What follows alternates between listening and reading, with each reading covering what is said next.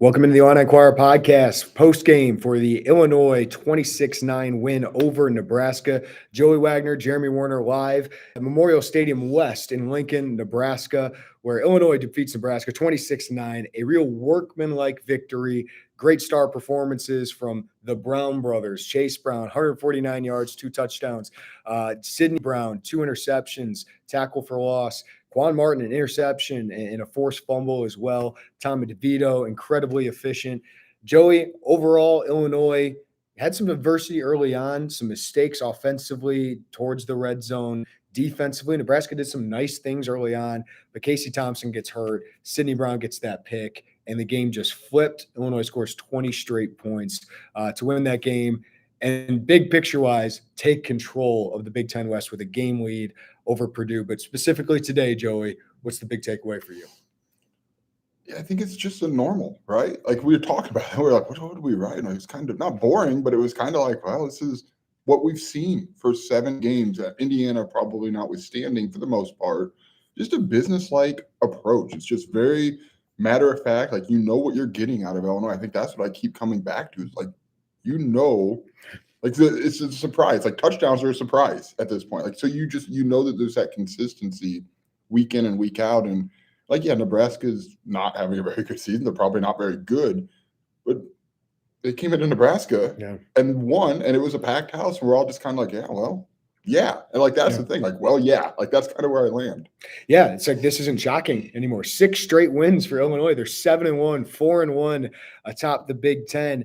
And while at points, like in the first quarter and second quarter, I get it. Some fans were really freaking out there, but this team never freaked out. This team never panicked.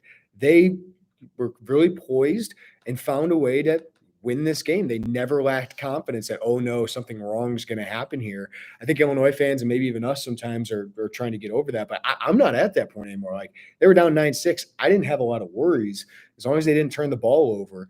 The game would have been probably different if Casey Thompson stayed healthy, but Illinois was turning him over. And Illinois' defensive line, which struggled for the first 20 minutes or so, really bounced back in a big way, started to dominate the line of scrimmage. And then once Chuba Purdy came in, I guess Logan Smothers came in for a pass play or one series. That was kind of weird by Nebraska. But once those guys came in, Nebraska had no chance. And over the last 8 possessions, we just looked this up, the last 40 minutes, Nebraska had 33 yards. So I thought Nebraska, Mickey Joseph, and the staff came out, took advantage of the man coverage that Illinois ran. We'll get to Devin Witherspoon and Trey Palmer's day here in a second. But Ryan Walters clearly made adjustments. I heard Mickey Joseph on the radio say they went more to the bare front, 5-man front, and Nebraska's offensive line really could handle that. Yeah, they couldn't. And it's exactly what we've seen, right? Like, the front and the back end of this defense complement each other in such a way.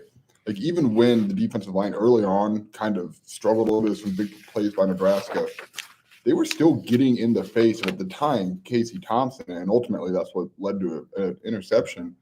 But it's just complimentary defense, right? And Devin Witherspoon, dude, goodness gracious, that kid's really good. He's really, really good. Like, 1 reception for 1 yard. Well, and Bielema mentioned this in the postgame press conference. Like, you know, Quan was on him a little bit today. Trey Palmer, 1 catch, 1 yard. That's 110 yards under his average. He averages 111 yards a game. He just had 297 total yards in a loss to Purdue. Illinois held him to 1 for 1.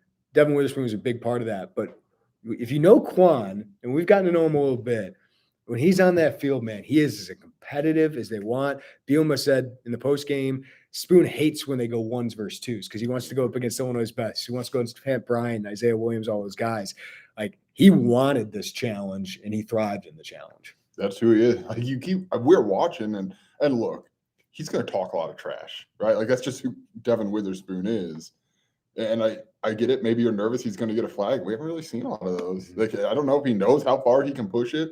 Like, that's just kind of what embodies him. And then he rises to those moments. And this was far and away the best receiver they've seen this year. Now you think in 2 weeks they're going to see Charlie Jones, and you're like, well, this is a pretty good put it on. They always talk about put it on tape. Like, put it on tape, put it on tape, put it on tape. It's a pretty good tape to have against a true number 1 wideout in the Big Ten.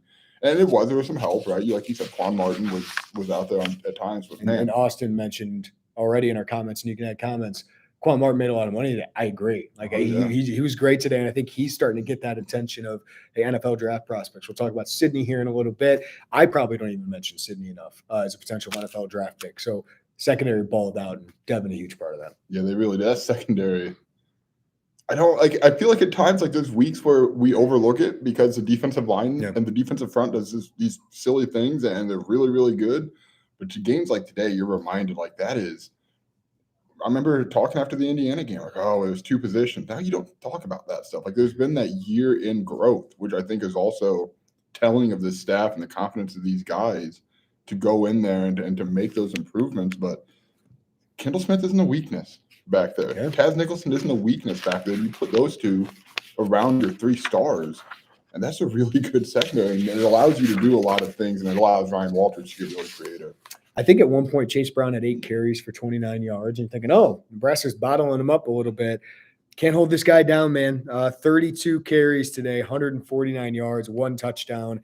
Josh McCray only got 1 carry, so we got crushed in our overs and unders with that. Brett Bielema said he's cleared to play. He's healthy, but Brett didn't seem to think Josh McCray was confident enough in himself and maybe didn't look right. Well, when he did get a carry today, he went for 4 yards. I thought he looked fine, but obviously Brett didn't think that enough. Reggie Love was basically the number 2 running back, but is there anything else we can say about Chase Brown? I mean, he didn't bust one longer than 21 yards today, but he just finds a way to get 5 yards, 6 yards, 9 yards, right? Like, and those just keep racking up. Like, this guy barely ever gets tackled for loss. He got tackled for loss once today, which was a great play by Nebraska. It's so consistent production. And then he adds the receiving touchdown as well in the red zone, which is a great play by Barry Loney. You know, he had red zone issues early in the game, but they found a way to get 7 on that huge drive at the end of the half. Yeah, it's a really little thing, and we talked about it during the game. Chase Brown just falls forward. Like he knows how to get those 1, 2, 3 extra yards by just falling forward, and that's a skill, right? I mean, it maybe doesn't sound like it, but it is.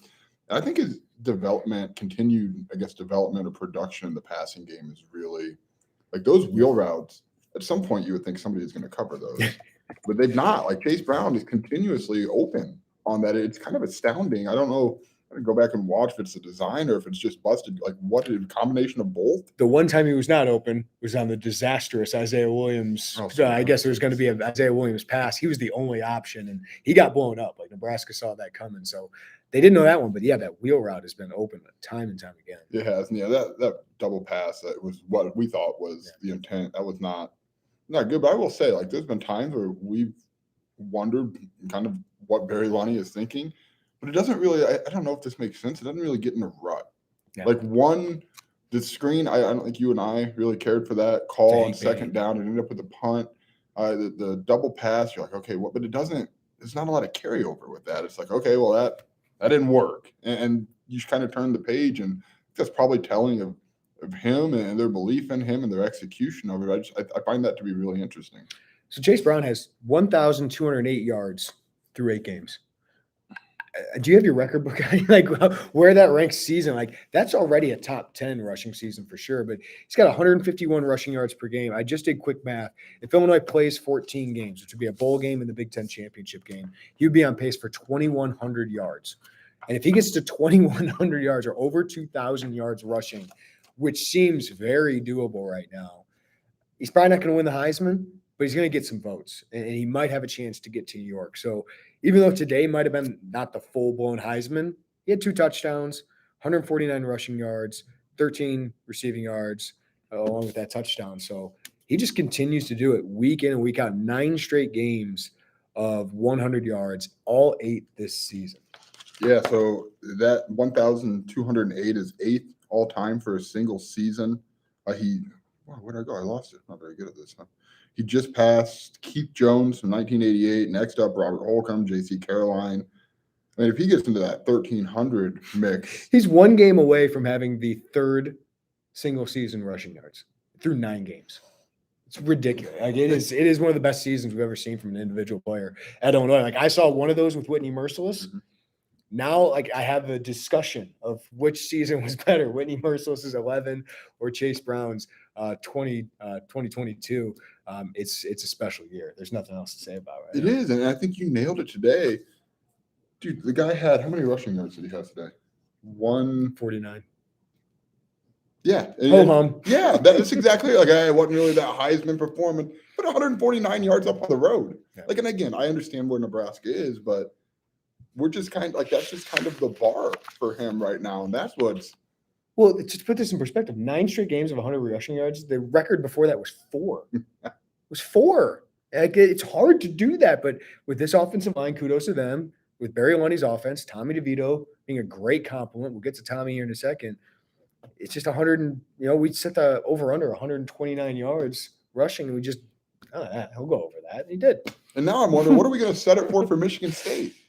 Like, that's the thing. Like, he keeps raising the bar. It's really it's pretty remarkable, and you're starting to see it more. You're seeing more attention go to him, and his team's going to be in the top 15, we think. So you're going to have a 1,200-yard rusher through 8 games in the top 15 team. Like, that's he's really.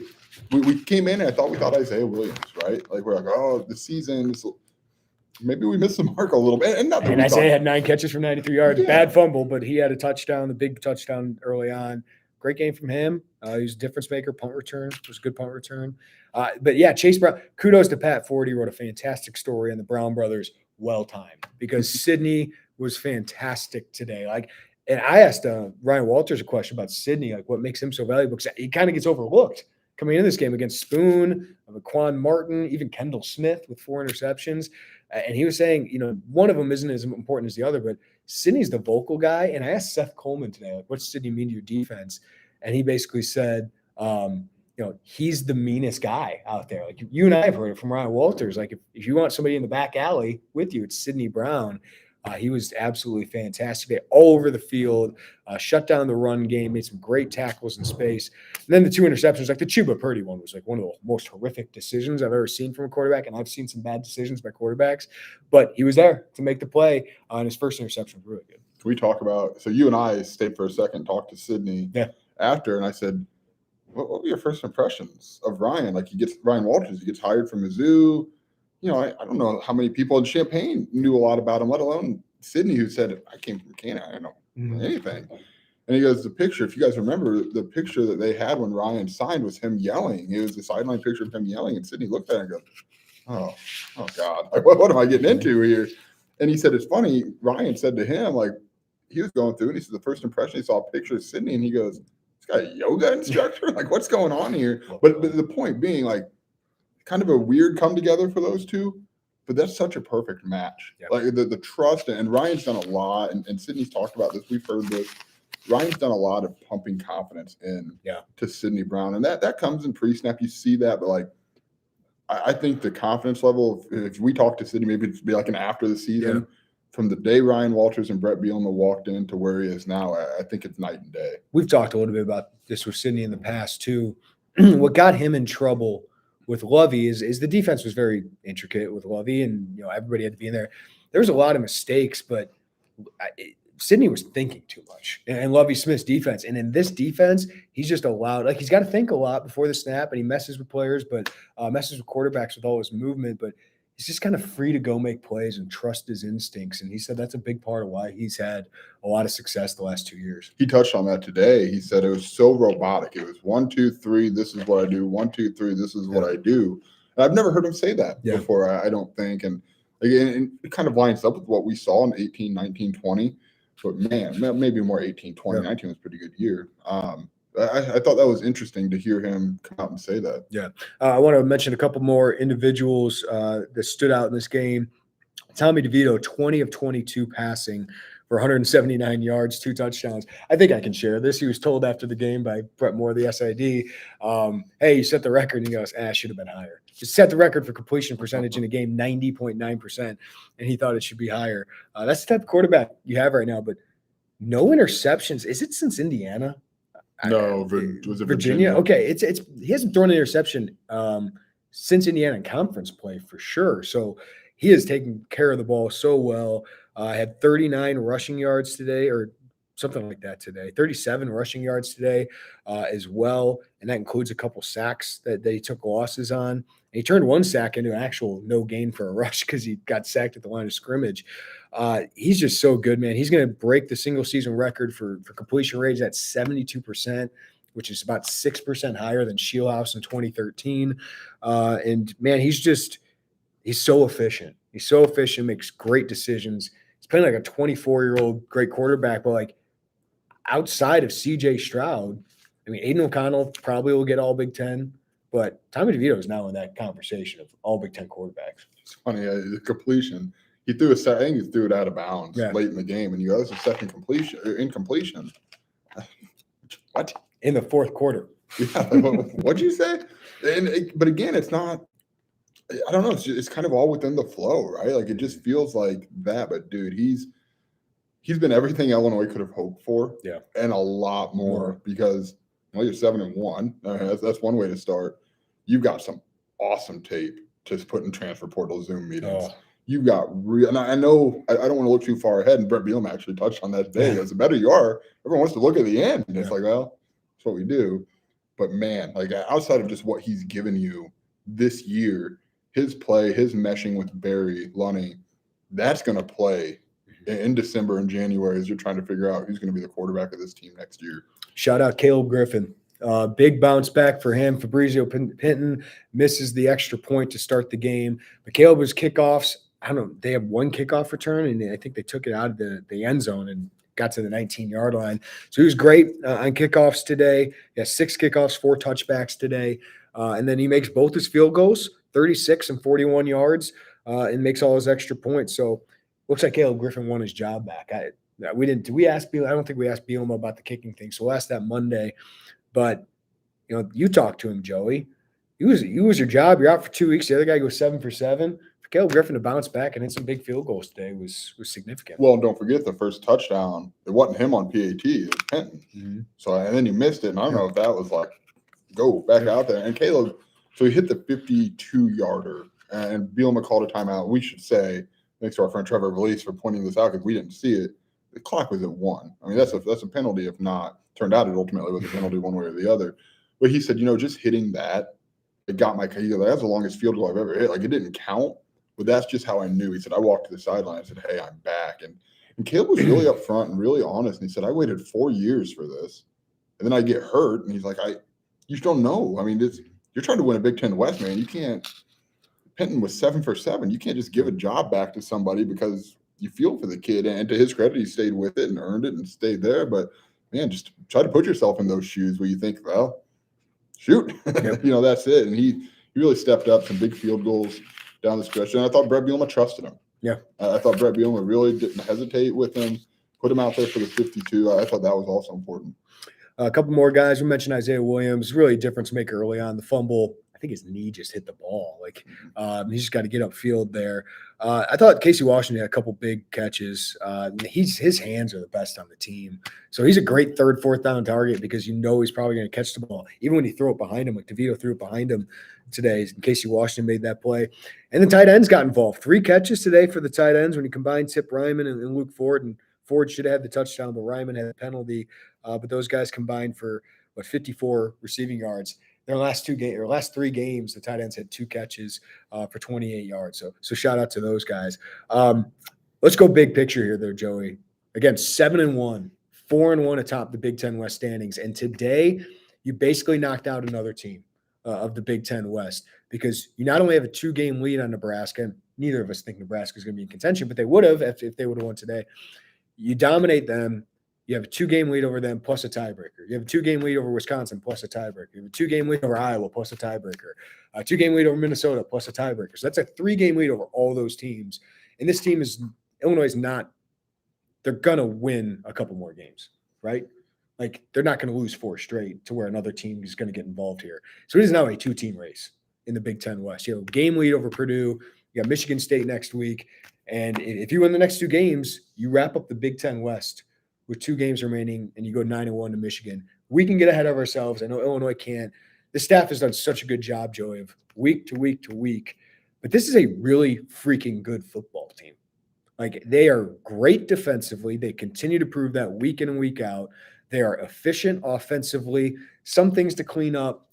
They take care of the ball, though. They're like, since the Indiana-Virginia games, they are taking care of the ball extremely well. They're controlling the clock 39 minutes today. they're playing like a Wisconsin team. They're playing like a Bielema, Christ, Wisconsin team of the Big Ten championships, Big Ten West Division titles. That's how they're playing consistently, week in and week out. That's going to get you probably to a Big Ten title game. Yeah, I'm sitting here looking at our Twitter's, both of our Twitter, my Twitter's pulled up, and Alex Balcheski, it's a long-winded way, I'll circle back. The picture of him, 60 stars, most in Big Ten history. They can wrap up the West on senior day against Purdue. Like, they don't want to look ahead of it. We can. Mm-hmm. That's a story, dude. Yeah. That is a story, and that's November 12th is that game. Illinois can win the West by November 12th. All that's standing in the way is, I don't know what Michigan State is doing right now. Michigan State and Purdue. Michigan State's under 500. Purdue, great passing attack. Just like Nebraska, you should win the trenches in that game. And if they can do this to Trey Palmer, what could they do to Charlie Jones, right? Like, I think it's going to be a competitive game. I think Aiden O'Connell, as long as he stays healthy, is probably better than Casey Thompson. But that's a game you should be favored at home. And Illinois has been the better all-around team so far.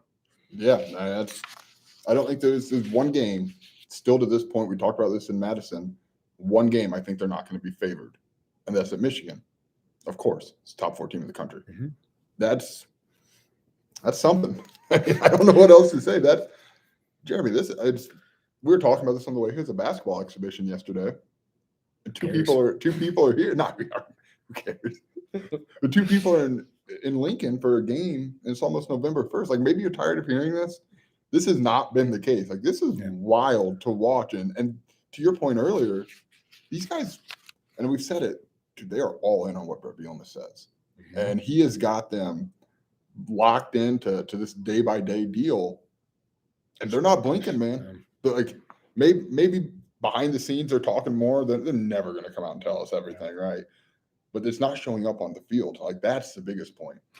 Yeah, if you want to send some questions in, we'll get to your questions, get to some of your responses. We love getting back to those, interacting with you guys.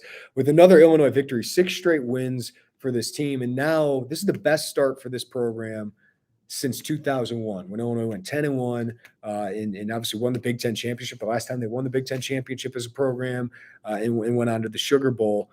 It's the first winning regular season. They clinched that tonight. First winning regular season since 2007.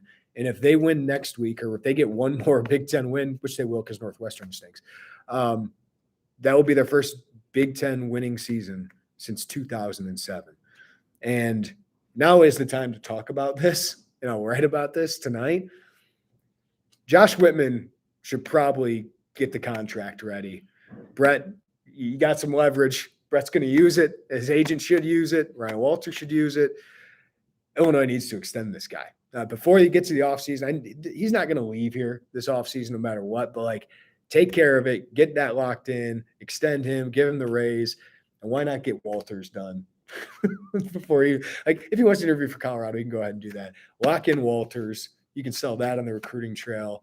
Get the staff. And as Whitman told me earlier this month at Big Ten Media Days, he wants to keep this band together. Now might be a good time to do that because this is an amazing coaching job to do what they're doing. They're 10-3 in their last 13 games. 10-3 in their last 13. That's Illinois football is doing Wisconsin and Iowa things.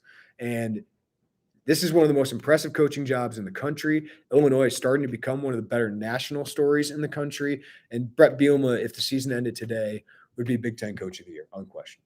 I agree. And Ryan Walters would be in a legitimate race for the Broyles Award.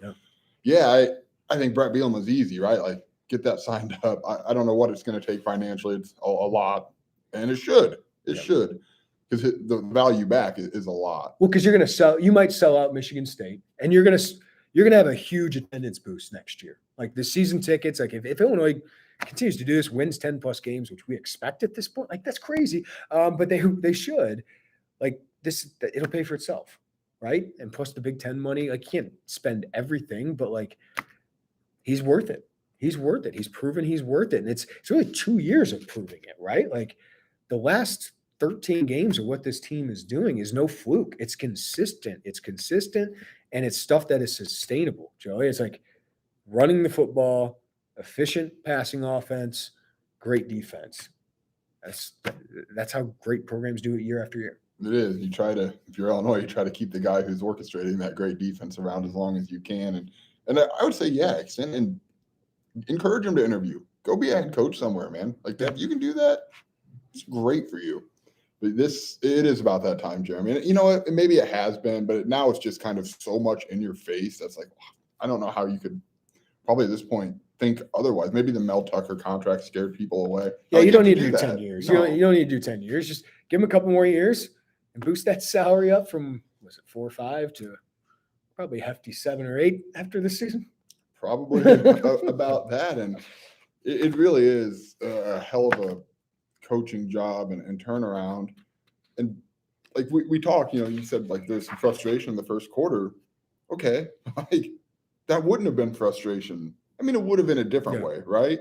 Like it's just in 2 years, not even 2 full seasons, Brett has kicked that floor up more and more. And obviously the schedule came out this week and we look at that and like, They can compete. Yeah, they can compete to get top the West again next year. That's right. And Brett Bielema, he's always, staff changes are going to happen over time, but Brett Bielema's got a pretty deep phone book, man. And he's got people he's got good sells to potential assistants. Like there's just those pieces, those markers where you can see, to your point earlier about defense run, like you can see where you would sustain there are sustainable elements that are core elements in this program. And that's what you would say, give him the money, bring him, don't let him get anywhere. And you and I don't think he's going to at all. I mean, this guy's a chance to be Brett Bielema's flagship deal here. Turn this freaking program around, and that's what you're going to be remembered for. There's no narrative out of Madison, no narrative out of Fayetteville. This is just this is a really, this can write Brett Bielema. This would be the top of his coaching list. Right. Whenever I go on a radio show elsewhere, people ask me, whether it's Nebraska, whether it was Minnesota a couple weeks ago, they asked me, can Illinois keep him? And I get it from the outside, right? Even like Lawrence Holmes at the Score asked me the same thing. Like, can you keep this guy now? And I get it because the perception is Illinois is Indiana. Unless it's Tom Allen, everyone goes to Indiana as a step-up job. And, maybe Ron Zook thought of it that way. Some other coaches thought of it that way. But I don't think Bielema sees it at that because of his AD. Because his AD is fully invested. He's already shown how much money he's going to pour into the facility. He's shown how much money he can pour into Ryan Walters this past offseason. The staff is paid extremely well. I think Whitman's going to continue to do that. And that's why the extension, I think, is going to happen sooner or later. And the raise is going to happen sooner or later. But I think people think he's going to take that leap, but he's already done that. He did that at Arkansas because he didn't want to be seen as the guy that was riding Barry Alvarez's coattails. He wanted to blaze his own trail. Wanted more money for his assistants in the SEC. I think he knows the grass isn't always greener, and why couldn't he do it at Illinois? If you can do it at Wisconsin, you can do it at Kansas State, you can do it at Iowa, you can do it at Illinois. This is sustainable. Like it's a good it's a good place. It's great recruiting base, and when you have an AD that supports you, and you're in the Big Ten, and you're playing the programs you are, like it is sustainable to do what you're doing. If you go somewhere else, you can get paid more money and be in the hot seat potentially in 2 or 3 years. Like at Illinois, they're going to make him a statue if he continues to do this stuff. Like they're going to have Brett Bielema away. I think it's just a natural fit. And as long as Whitman continues to do what he's already done with Brett, I think there's going to be a really good marriage. Not that they'll win 10 games every year, win a Big Ten West, or compete for the college football playoff every year, but I think it's possible. And that's amazing that we're saying that about Brett Bielema in year 2. It is, and also we have to acknowledge Josh is going to pour this at what he can because 1, he cares. 2, he needs it to work too. I mean that's kind of the underlying thing is not a lot of ADs get 3 football coaches, right? So that's he needs this, and he found a guy it looks like that's got the recipe to help him in his own quest to turn this and build this thing and just kind of be the architect of fixing this program. Yeah, just a fantastic job by these coaches and this coaching staff, and we're seeing it both places. Like Illinois, where do you think they're going to be ranked? I know Wake Forest lost, who was tied for number 10. Syracuse lost. I mean, they have a chance. I mean, they'll be in the college football playoff rankings next week, right? Like this is the first college football playoff rankings. Illinois will probably be in the top 15, and they have a path to get to the top 5 of the college football playoff. Like, is it going to happen? I have no idea. But you have a path to do that. Like, is it going to happen? I would bet against it, but it's there. It's pretty amazing what's happening. This feels weird to hear. It does. Like, there is a path. I would argue like that is Michigan, you got to go through Michigan and Ohio State. And that's probably unlikely. Pretty unpaved road. I don't know that. But why not? I don't know that I would personally, for my safety, walk down that path. I think it's really rocky and hilly and steep and all of that. But can you imagine going 9-1, wrapping up the West in your final game at home this year against Purdue, right? Because you go to Northwestern this year, correct? That's right. Yeah. So you do that, and then you go to Michigan, ranked in the top 12 or top 10. With nothing to lose. Michigan and everything to gain. If you win these next two, Michigan State's up 7-3 on Michigan right now. Yeah. If you win these next two, that is like the most free money of all house money games of all time. Like you've won the West, you have a chance. It doesn't hurt if you lose. Like you don't want to lose. No one's going to say, "How the hell if they go in there and do whatever." But it's just going in there and like that is Brett Bielema, Elmo Fire, agent of chaos to the Big Ten in college football to go in there and try to leave. Like I don't think it's going to happen. But if you do the business the next two, everything is just kind of free until Indianapolis, right? And you get Northwestern, that is just remarkably bad. Yeah, and that'd be a 10-win season no matter what because you're not losing to Northwestern. All right, we'll get to some of your comments. You can type them in the chat here. Appreciate all you guys coming on with us. We really enjoy doing this, the live post games with you guys and interacting a little bit before we get to writing. Court said, really encouraged today. We didn't play anywhere near our best game, yet we got a Big Ten win on the road. Those used to be exceptional for the Illini. Today felt very pedestrian. Awesome feeling. You said that as well as anybody, Court. Like, can you write Jeremy's column for him? At the end of the game, like it just felt like, yeah, it was fine. It was. I don't think anybody was like, oh, that was the greatest game. Like Illinois did not play well in the first quarter. They're down 9-6, and they never flinched. And I never felt like they were in real trouble. I just thought, yeah, they didn't play well. They got to clean some things up. And you just have confidence that the staff will correct those things. Plus, it's a very veteran team and a very steady team, whether it's Sid Brown as the leader of the defense or Tommy DeVito as the leader of the quarterback. So well said, Court. Yeah, that nailed it. The touchdown, I will say, the broken touchdown, it did feel a little fluky because it's not a lot of more broken tackles than we've seen against this Illinois defense. But at that point, like, oh, shoot, like Nebraska. But even at that, it wasn't. That used to be the start. Like, that was the first push of the snowball down a hill. That used to be that's what it was, and no longer. Taylor, get right to it. Bielema said something interesting in his post-game press conference. He was talking about the JUCO offensive lineman. They said, I think we might get another commit on board in the next 24 hours, basically. And I asked somebody who deals with recruiting, and they're like, what should we be ready for? And they had no idea. So either whether they're playing Coy or not, when we're talking about JUCO offensive lineman, the first guy I think of is Keyshawn Blackstock, who was here for an official visit. He would be a huge addition. He is a great prospect. 6'5", 315, took an official visit to Illinois already. Really enjoyed it. Illinois set a high bar for them. They're thinking he's going to take more official visits, but we'll see. He would be my guess. Obviously Malik Elzy just decommitted, so he'd be a big one as well. But the context to what Bielema was talking about with JUCO offensive linemen made me think him. Obviously Xavier Miller, the Ole Miss commit, recently took an official visit. He took an official visit to Ole Miss as well right after that. So that's where my mind would go. Yeah, I hate to sit here and speculate. Those are the names. I don't know if there's anyone else. It's freaking Bielema dropping. Bielema's really good marketing, at throwing these nuggets out there. All right. Austin asked, or he said Quan made himself a lot of money today. Agreed. Brady, Devin Witherspoon, best corner since Vontae Davis? Yes, and there's proof of that. You looked it up. Vontae was the last Jim Thorpe Award semifinalist. Devin got that as well. So Devin is putting himself into elite company. Who are the others? Henry Jones and Eugene Wilson. Yeah, Bob Osman. We got to give Bob Osman the News Gazette credit for digging that up. But yeah, there's not a long list of them. And Devin Witherspoon is really, really good. And it's hard because a lot of times you look at defensive backs and the metric is picks, right? And like Devin Witherspoon has one pick, I think, one interception, if I'm not mistaken. So, like, it's not like he's not effective, but, dude, it's just a shutdown miss. And the crazy thing, and I wrote about it this week, they're still targeting him. Yeah.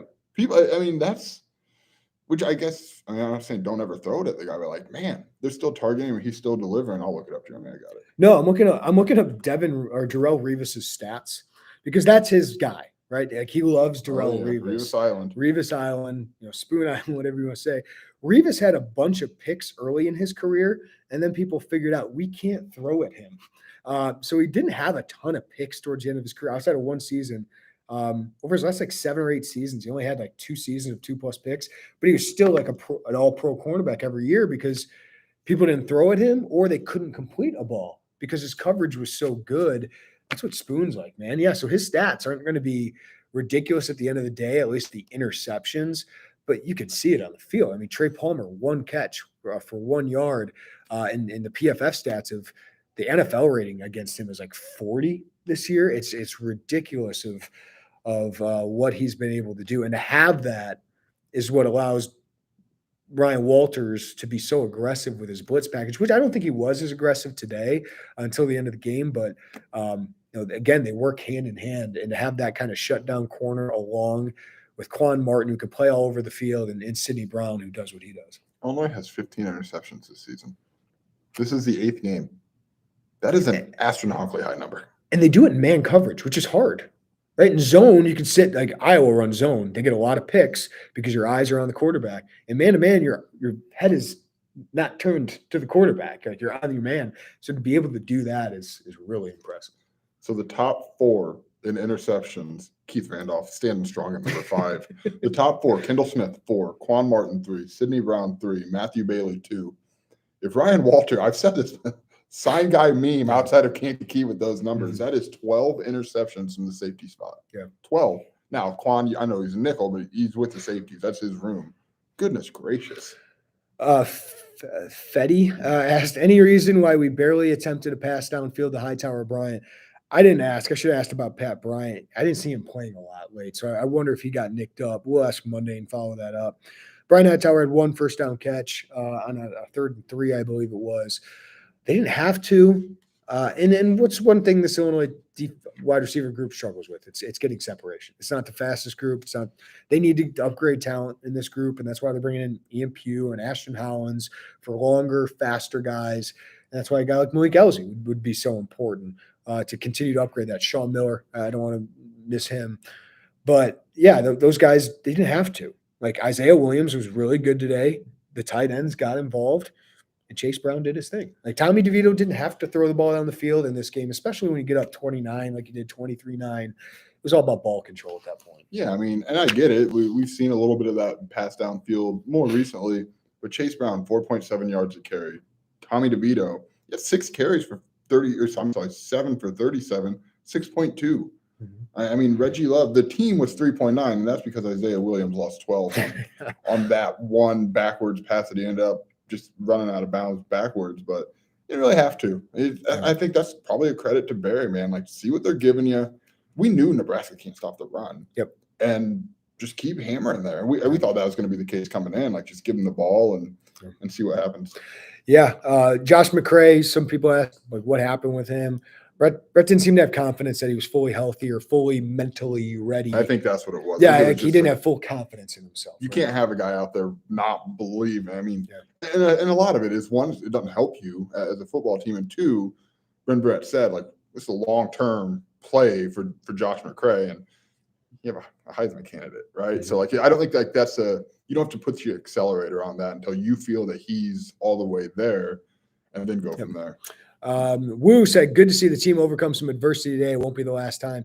You're on the road, man. Road wins are really hard.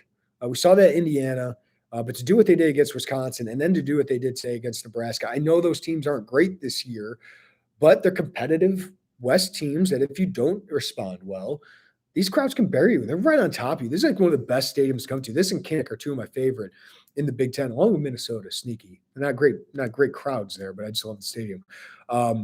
This could got bad. And they just responded, man. And they talked a little smack. They're a confident bunch right now. They are. They should be, right? And I think the coaching staff has done a good job of instilling that, but not, I guess, being too much in that. It's an interesting balance. Let's see. Chase Brown, number 5 all time in rushing, passing Rocky Harvey. Doak Walker. I don't know what Blake Corum's going to do tonight, but I think Chase Brown should be the favorite for that award right now. Corum's having a fantastic year. It's going to be between those 2. And that's going to be a lot of fun in Michigan, in Ann Arbor on November 19th. Those guys probably going head-to-head for it. Yeah, man, I remember when Chase Brown got here, watched the film.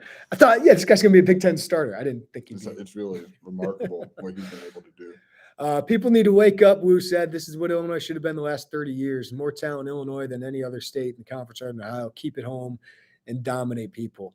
That's why people have called it a sleeping giant. Need the right coach. You got the right coach right now. Yeah, I'm with you. And they should have been this. They weren't. Like, I think that's why people are still kind of slow to come onto this. You can't stop us. The Cornhuskers look lost. Their quarterback got crushed. I'll give them this. The Nebraska staff, I thought, had these guys ready to play early. I thought the first quarter, Nebraska came out really, really well, both sides of the ball. But Illinois is just a better team. And somebody said Illinois is by far the best team in the West.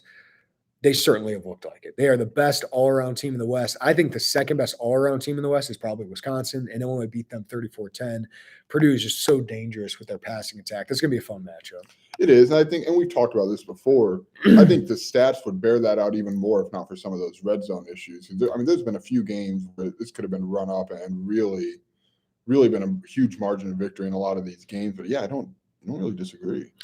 Best quarterback in the West for Tommy DeVito. Jay Lehman said that a couple of weeks ago. I said, over Aiden O'Connell. Aiden O'Connell's good in his scheme. Tommy DeVito's really good in his scheme. Barry Illini, I know people have issues with play calling. I had some issues with the screen pass to Hank Beatty. Didn't love it. Didn't love the getting cute with that pass. Of course, it's easy to say that in hindsight when it doesn't work, but he's still really good. He's been such an improvement. I thought the rest of the game was really good. Defense certainly helps him, but I still think like Barry figures it out as the game goes along. His defense gives him that ability, but they play great complementary football. Illinois had the ball for 39 minutes today. The offensive coordinator has to do something right for you to hold the ball for 39 minutes, and the defense only has to be on the field for 21. Yeah, and it seems like once a game, too, they have those. And I know Scott Ritchie asked on Monday, Barry Lunny, about this. They have those 10, 12, 13, 14. Those are not easy to have. Like, those are really long drives. I think that's just good play calling, good execution. And Barry said it 100 times. Like, there's 60 games. I don't know what the snaps were today, but there's a lot of snaps in the game. Yeah. You're going to have play calls. Like, I'm with you. I thought those two, outside of those two, though, I can't think of one where I'm like, what are you doing here? It's two. That's two, and you won by 14 on the road. There's people arguing over how good Illinois is because they're playing Big Ten West teams. Listen, they'll have the chance to show what they're made of nationally against Michigan and nationally against either Michigan or Ohio State in the Big Ten championship game if they get there, right? But for Illinois to be 7-1, like this is all relative, right? Like this is what Wisconsin does every year. It's what Iowa does every year, and even if that doesn't make Illinois a top 5 team in the country, this is stuff this program hasn't done in so long. Like this team right now is probably playing – they didn't beat a ranked Penn State team or a ranked Wisconsin team like the 2007 team, but those two teams going up against each other would be a heck of a game. This team going up against 2001 would be a heck of a game. Like Brett Bielema said today, this team does a lot of similar things that my title teams did at Wisconsin. I thought that was a great compliment, and I don't disagree with him, Joey. Like I don't think they're that far off. No, again, there's a lot of those elements that they're really good at what they're good at, if that makes sense. Also, now, do they have the athletes at like wide receiver to do it? I mean, to keep up with Ohio State, probably not. Michigan, I think they can give them a game, but Michigan's got more talent, more depth. That's what they got to match up against, but they're going to have the opportunity to show that. Yeah. Also, who cares who they're beating? They're 7-1, right? It's still Big Ten teams and still teams that are going to end up in bowl games. Yeah, and let's be honest, like Illinois is not going to be in the top 10 of the college football playoff discussion on Tuesday. The quality of wins don't really matter when you're kind of in that next tier, those next 2 tiers, right? It's just that you win. You're winning 7 games. You now are going on the recruiting trail with 7 wins in 8 games like that. At this point where Illinois is, it doesn't matter what the quality is. Just you're winning a lot of football games. I think that's really what it comes down to. Question for both of you. I see a potential scenario where the Illinois can go to a Rose Bowl. Do you? Whenever people ask me which bowl game are you hoping Illinois goes to, I go Pasadena. If Michigan and Ohio State both make the college football playoff, Illinois, if they win the West and finishes, I guess, above Penn State, would probably go right to the Rose Bowl. If they beat Michigan and say they lose to Ohio State in the Big Ten championship game, they'd probably go to the Rose Bowl. Yeah, they're not going to be the first 3 or 4 picks, right? It's just the way it goes. You're going to have Ohio State, Michigan, and then we'll see where Penn State falls into that mix. Yeah, there's a scenario for it. I think the more likely is Florida, somewhere in Florida, one of the bowls down there. But it's not Detroit the day after Christmas. Yes. Yeah. Did today's win officially, like, it doesn't matter what happens from here on, it's not Detroit? Yeah, I think we can cross Detroit off. Unless they lose out, I would cross the pinstripe off, right? Which they aren't going to lose out. And I think soon we can cross Nashville off. Oh, that was one we were shooting for when they started winning some of these games. And now I think, Nashville is the absolute floor probably because they're not going to lose to Northwestern. And then, Florida's most likely Citrus Bowl, ReliaQuest Bowl, and then Rose Bowl. I mean, and if you want a college football playoff, throw that in there. I mean, we have to. We can't count it out yet, right? Until they lose the second game. Yeah. What you're gonna have to explain to your family where you're gonna be on New Year's Eve. I don't know that it's gonna be with them, man. It feels like a New Year's Six bowl team. Chase Brown for Heisman. Is he gonna move up a spot after this game? I don't know. It's touchdowns. To me, it's touchdowns at this point. You got to get him some more of those.